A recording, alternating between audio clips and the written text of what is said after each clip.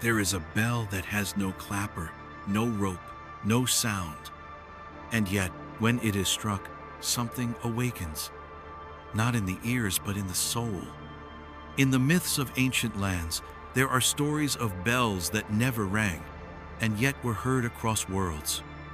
In Tibetan legend, there is the drill bu, the ritual bell rung not for others, but for the invisible. In Japan, temple bells are rung 108 times on the new year to dissolve karmic ties, but some monks say the final strike is done in silence, because the truest release makes no sound. In early Christian mysticism, there were rumors of monks who could hear the hour of prayer before any bell had tolled, not by ear, but through something deeper, as if the spirit itself was tuned to a higher rhythm. What is this bell that does not ring? It is not an object, it is an invitation. Not a signal for the body to move, but for the soul to become still. The bell is the symbol of threshold. It marks transitions between night and day, life and death, presence and absence. But when the bell is silent, and you still hear something stir within you, then you are no longer responding to a sound. You are responding to a resonance. Something older than sound, something beneath it. The silent bell cannot be recorded. It cannot be struck by hand. It is struck by presence and heard in the space between thoughts. It is the voice that calls the seeker inward, not through noise but through a shift, a frequency, a sudden remembering that something sacred is about to begin. And when it rings, nothing around you changes, but everything within you does. Because the bell was never out there. It was always inside you, waiting.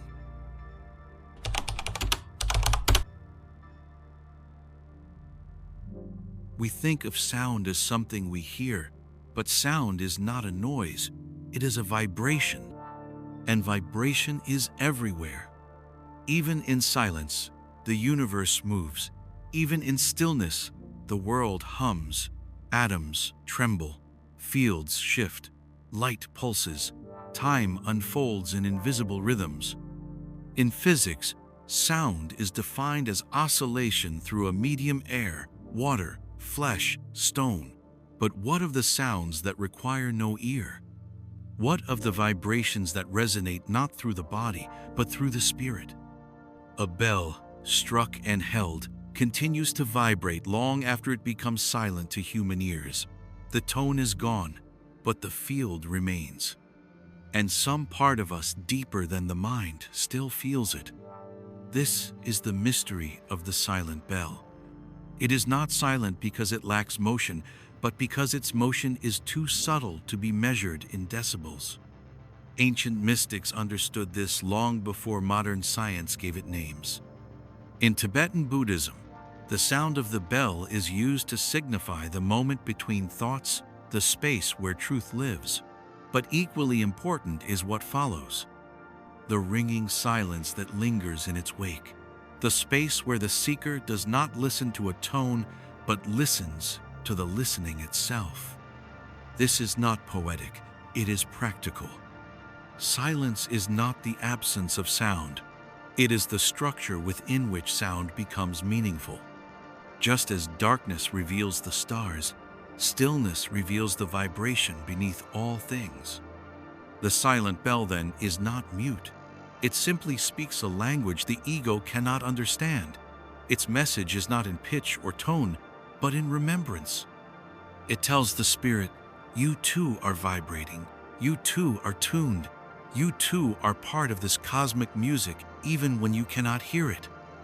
And so, the true bell does not disturb the air, it stirs the soul. It is not for the ear, it is for the being. And when you stop, breathe, listen not outward, but inward, you might notice something faint, a hum, a pulse, a silent echo that was always there. Not because the bell just rang, but because it never stopped.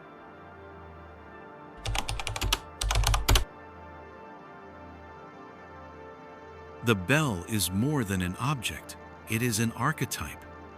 It appears in temples and towers, monasteries and mountaintops, not because it makes sound, but because it marks the sacred. To ring a bell is to announce a threshold, a moment of crossing. It tells the world, now begins something holy. In the East, great bronze bells hang from wooden beams, waiting to be struck not with haste, but with reverence. Their sound is not just heard, it is felt, resonating through stone, through space, through skin. Tibetan drilbu bells are paired with the Vajra thunderbolt and bells symbolizing masculine and feminine, form and emptiness, action and stillness. Together they are not noise, they are balance. In Christianity, the bell is rung to summon prayer, to mark death, to call the soul home. Its voice cuts through time not to alarm, but to awaken. In Hindu tradition, bells hang at the entrances of temples. Before stepping into the sacred, one rings the bell not to summon the divine, but to silence the mind. Because when the bell rings, the thinking stops, and what remains is only presence. But beyond culture, beyond ritual, the shape of the bell itself holds meaning. It is an inverted dome, a bowl turned to the sky, like the womb, like the skull, like the universe itself. Above, a hollow space. Below, the rim, the edge between worlds. And in the center, suspended, the clapper, the axis, the seed, the flame. To strike the bell is to bring this space into motion, to give form to the formless, to let silence speak. And when the bell is silent, when it is only seen, not heard, it still holds that archetypal power.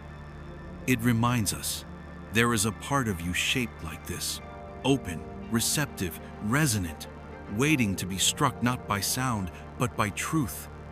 You do not need a tower or a shrine. You carry the bell within you. And every time your spirit is touched, every time your breath catches, every time you pause in the presence of the infinite, that bell rings. And though no one hears it, something is listening.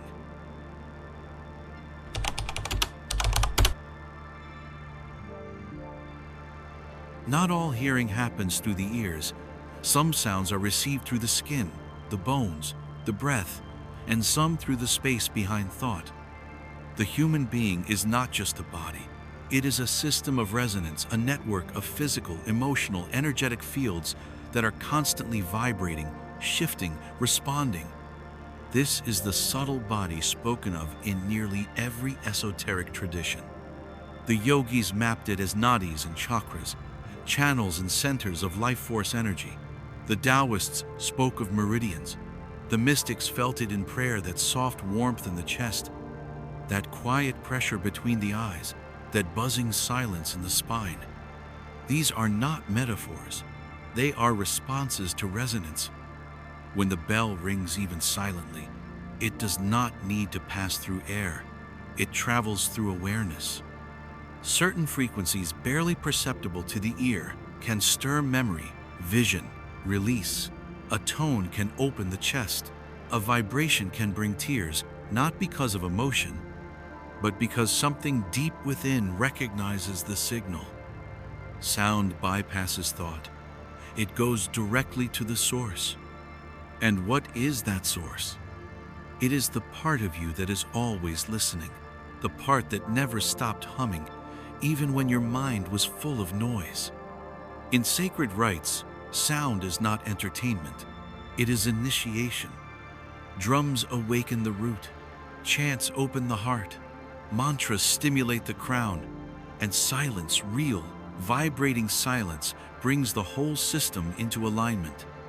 Ancient bells and bowls weren't just beautiful.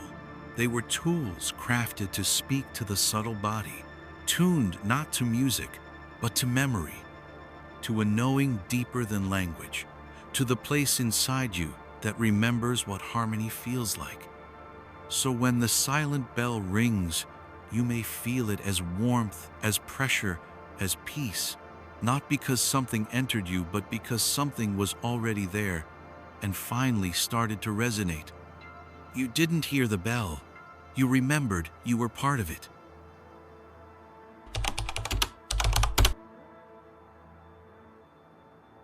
All sacred sound begins in silence, and all true silence contains sound. This is the paradox known to mystics, not a contradiction but a door. The bell, when rung, is not meant to fill the space, it is meant to empty it, to dissolve thought, break rhythm, and create a sudden pause, a moment where something other than the mind can be heard. What follows is not just an echo, it is a presence. In the East, monks speak of the sound of one hand clapping, not as a riddle, but as a pointer, that true sound is not external, it is a felt awareness. In sacred chanting, the words are not the point. It is the vibration between the syllables, the resonance that remains when the breath is gone. The same is true of bells. They do not instruct, they interrupt. A single tone, a deep drone, or even imagined sound all bring the seeker to the edge of mind. And beyond that edge, silence, not the absence of sound, but the presence of listening. In Zen tradition, a bell is often rung to begin and end meditation, not to measure time, but to signal a shift from doing to being, from outer to inner. But in the deepest practice, the bell is rung only once. After that, the silence rings on its own, because eventually the sound becomes internal. It is no longer carried by the air, but by consciousness. You begin to notice it, a faint hum, a subtle vibration in the chest, a stillness that feels alive. This is not your imagination, it is your soul, attuned to the silent bell that was always ringing beneath the mind, beneath the noise. And in that silence, there is peace, not because something ends, but because something begins. You are no longer waiting for the bell. You are listening to the space that was always singing inside you.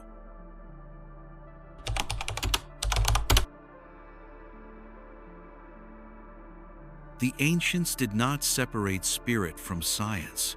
For them, sound was not symbolic, it was functional. The bell, the bowl, the gong, the conch, these were not just tools of ritual, they were technologies of resonance. Carved with precision, tuned with intention, placed in sacred geometry. And when they rang, they did more than call attention, they changed the field.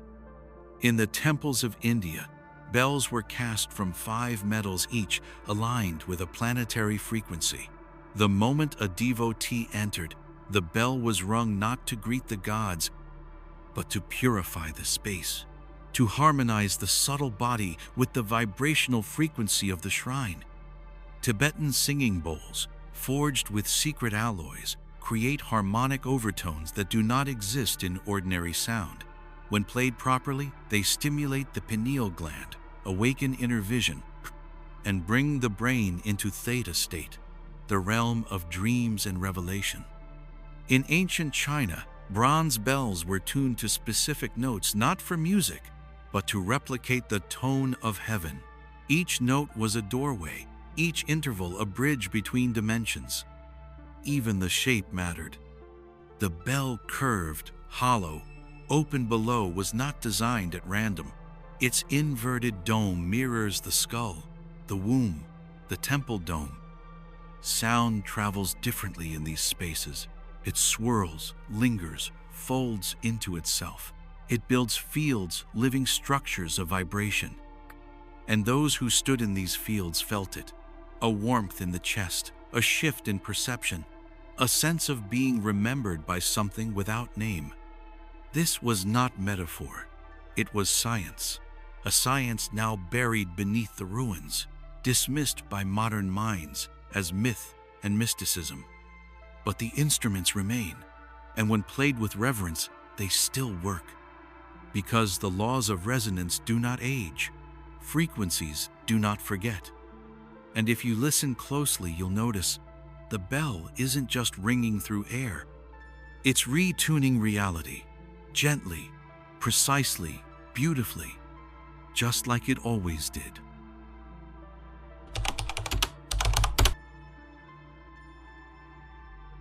You search for the bell.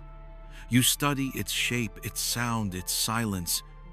You visit temples. You listen to sacred instruments.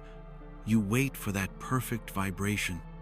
But then, in a moment of stillness, something happens. Not outside, inside. A subtle hum, a pulse behind the breath, a presence that feels not heard, but known. And you realize the bell was never out there. It was you. Not the you of personality, name, and story, but the deeper self, the listening self, the part that does not think, only resonates. The true bell does not hang in a tower. It hangs in the space between your heart and your breath, and it is always ringing. You just forgot how to hear it. The moment you stop seeking sound and start sensing silence, it appears. Not as a tone, but as alignment. The mind grows quiet. The chest softens. Time slows. And there, in the center of the stillness, you feel it. A soundless sound. A message with no words. A vibration older than your birth and deeper than your thoughts. The bell inside the soul does not call you to move.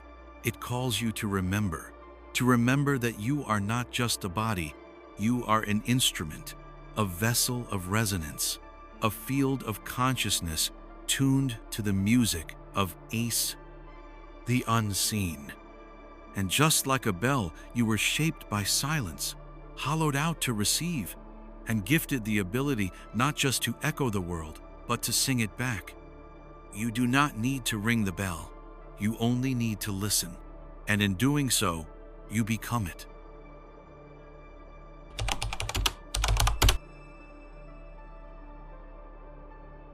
There are no bells in space, no air, no wind, no sound.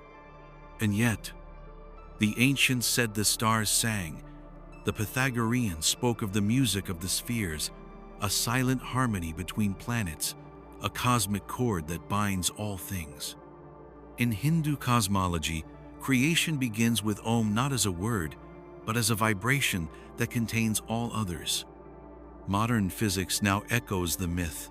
Particles vibrate, fields fluctuate, waves carry energy across the vacuum. Everything is resonance. The universe rings not in frequencies our ears detect, but in patterns our spirit remembers. When you look at a spiral galaxy, when you sit beneath a night sky in silence, when you feel the strange pull of awe, you are hearing something. Not as noise, as alignment. You are the bell, the cosmos is the clapper, and when the two meet in stillness, something unspeakable moves through you. Not information, not sound, but truth.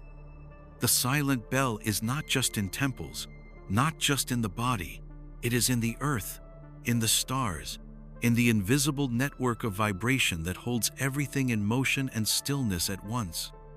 To live with awareness of this bell is to walk in harmony with what cannot be seen, to speak with care, to move with intention, to listen not to voices, but to vibration itself. And perhaps this is the great secret, that the universe is not asking to be heard, it is asking to be felt. It rings without sound, and if you become very, very quiet, you will hear it, not with your ears, but with your being.